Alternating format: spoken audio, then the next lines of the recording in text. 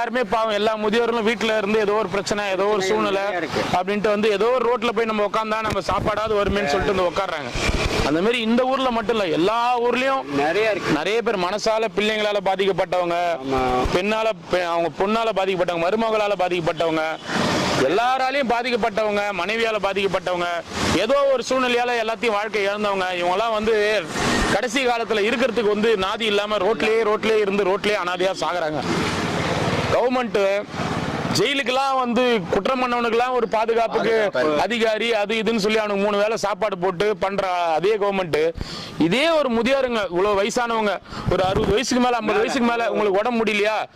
இந்த மாவட்டத்துல முதியோர் இல்லம் இருக்குது, நீங்க போய் தங்கிக்கலாம் அப்படின்னு சொல்லிட்டு அவங்க கடைசி காலத்தை அங்க போய் அவங்க கழிக்கலாம். நான் சொல்றது என்னன்னா சும்மா உட்காந்து கிடையாது,